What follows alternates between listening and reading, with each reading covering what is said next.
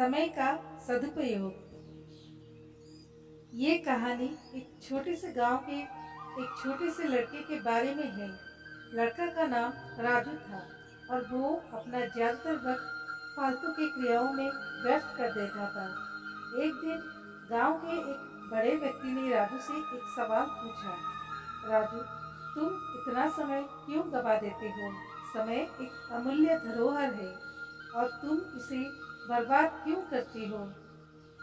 राजू थोड़ी देर सोचा और फिर उसने उत्तर दिया, मुझे समय की कदर नहीं है और मैं इसे जैसे चाहता हूँ वैसे ही गुजारता हूँ। व्यक्ति ने उसे 2 दिन का समय दिया और कहा, राजू, इन 2 दिनों में तुम्हें समय की महत्वपूर्णता समझने के लिए एक सबक सीखना होगा। राजू ने खुशी खुशी उसकी बात मान ली और 2 दिन बाद वो व्यक्ति के पास वापस गया। व्यक्ति ने पूछा, क्या तुमने समय की महत्वपूर्णता समझ ली?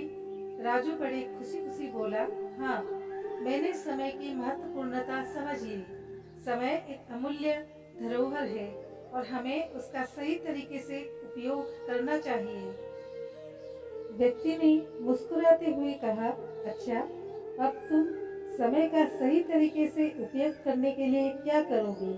राजू ने उत्तर दिया, मैं समय का सही तरीके से उपयोग करूंगा और मैं अपने सपनों को पूरा करने के लिए काम करूंगा, मेहनत करूंगा, ज्ञान अर्जित करूंगा। इस कहानी से हमें ये सीखने को मिलता है कि समय अमूल्य है और हमें उसका सही तरीके से उपयोग करना चाहिए। हमें अपने सपनों को पूरा करने के लिए समय का महत्व समझना चाहिए और उसे बर्बाद नहीं करना चाहिए। समय का सही तरीके से उपयोग करने से हम अपने लक्ष्यों की प्राप्ति कर सकते हैं और अपने जीवन को सफलता की ओर बढ़ा सकते हैं।